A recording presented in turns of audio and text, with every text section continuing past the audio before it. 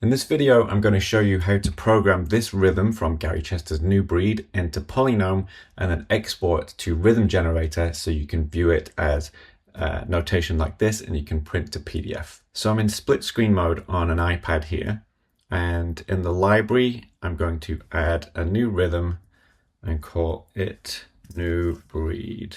And this is now loaded. I'm going to tap this to make this page the full half of the screen, and then we're just going to enter this rhythm, and I'll show you some tips as we go. So I will edit the rhythm and clear what's in there to begin with.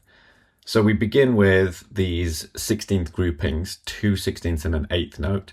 Now the way to do that in PolyNome is to long press on something in here and then remove the notes that you don't want. So 2 16ths and an 8th. And you can save those to this Save Rhythms palette. You'll see that that one's already here.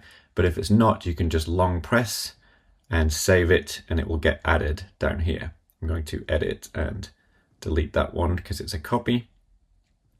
So then we can press this 2 16ths and an 8th to fill the bar. And then the next one is 1 8th and 2 16ths, which I have here.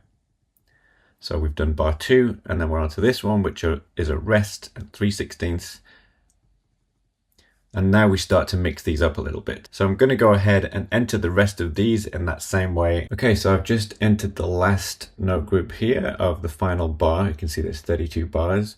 So I'll hit done. And this can be played back in PolyNome. But what we're going to do is export this by tapping on the name and choosing share. I'm going to choose open in Rhythm Generator.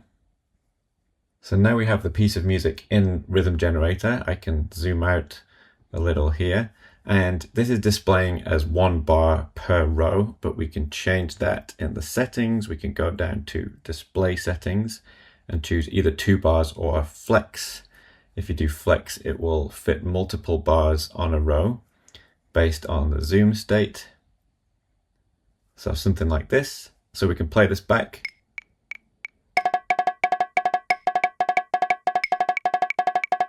Maybe a little fast, but you can customize those as you like. And you can also have it repeat individual bars if you want. So you can go to the pattern settings and say play each bar twice, and that will loop each bar.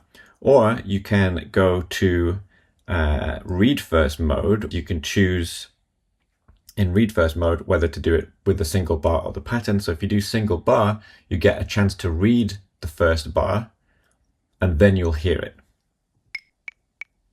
So you read, and then you hear. Then you read, then you hear. So that's a good way to test your sight reading as you're working through a pattern like this. And we can share this, create a PDF, and we'll create the PDF. And it looks like this. Now you can print this out and give it to your students, and they can scan this QR code at the bottom to hear what this sounds like in Rhythm Generator.